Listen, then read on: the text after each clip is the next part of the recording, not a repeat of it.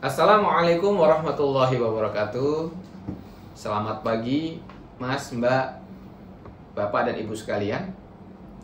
Video ini adalah video terakhir dari pembahasan bab pendahuluan dari buku metodologi penelitian dan penulisan artikel untuk jurnal internasional.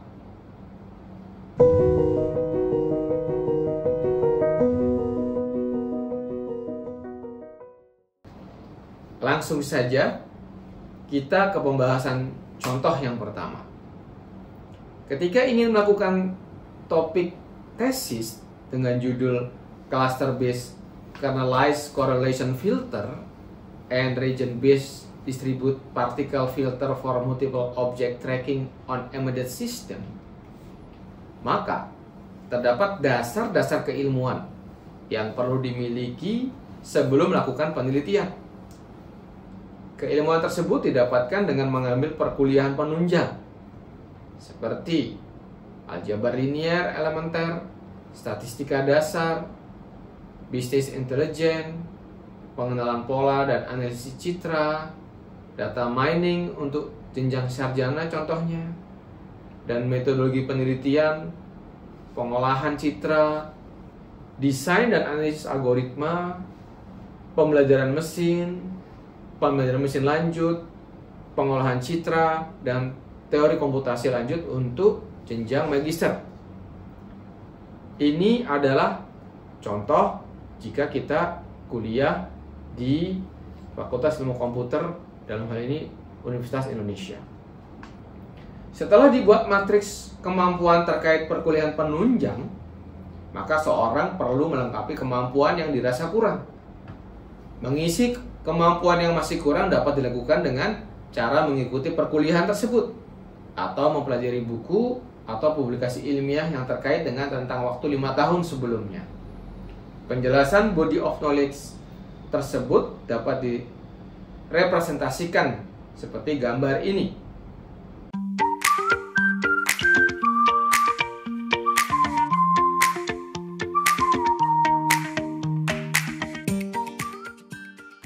Lanjut pada contoh yang kedua, yaitu pemetaan kemampuan sesuai kualifikasi Magister Ilmu Komputer atau MIK.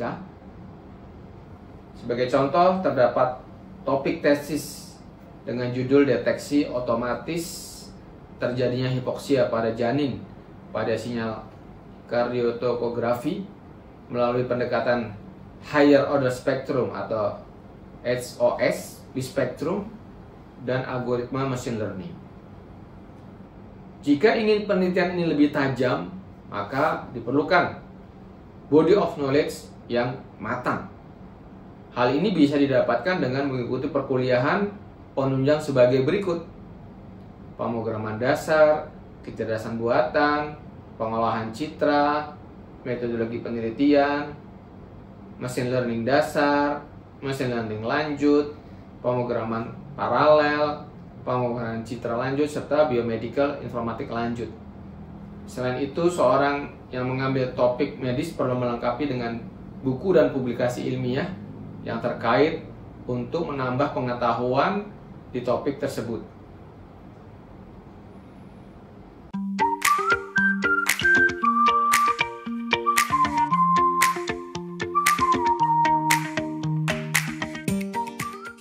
Selanjutnya, contoh ketiga, yaitu contoh pemetaan kemampuan sesuai kualifikasi Doktor Ilmu Komputer atau DIK. Pada contoh selanjutnya masih di dalam bidang medis untuk level Doktor Ilmu Komputer. Topik disertasi yang dijadikan contoh adalah denoising multilead electrocardiogram atau ECG sinyal. Untuk melakukan penelitian ini perlu menyiapkan beberapa ilmu yang harus dipelajari.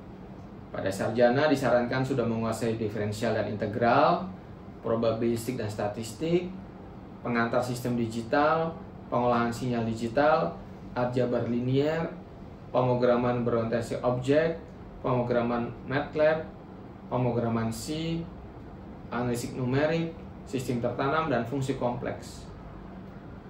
Pada jenjang magister perlu diperlukan rancangan sistem digital lanjut dan persamaan diferensial. Ketika jenjang doktor disarankan mengambil biomedical signal processing, dan instrumentasi, serta komputasi numerik lanjut. Ini contoh saja. Nanti tergantung dari kurikulum yang berlaku di institusi tersebut, serta update dari kurikulum yang sedang dipelajari. Seseorang yang mengambil topik medis perlu melengkapi dengan topik-topik up to date, bisa diambil dari buku dan publikasi ilmiah yang terkait untuk menambah pengetahuan topik disertasi yang sedang dilakukan.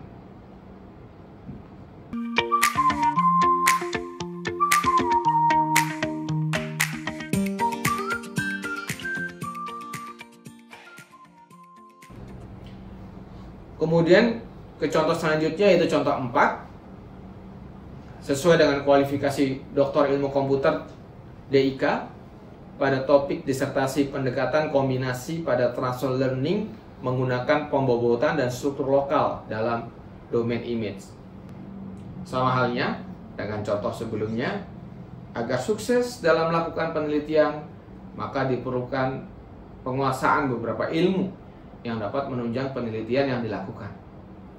Beberapa ilmu yang harus dikuasai saat jenjang sarjana adalah seperti matematik diskrit, logika matematik, metode numerik, teori bahasa dan automata, intelligent system, pemrograman, aljabar linier, statistik probabilistik, dan analisis algoritma. Penjelasan body of knowledge tersebut dapat direpresentasikan seperti gambar ini.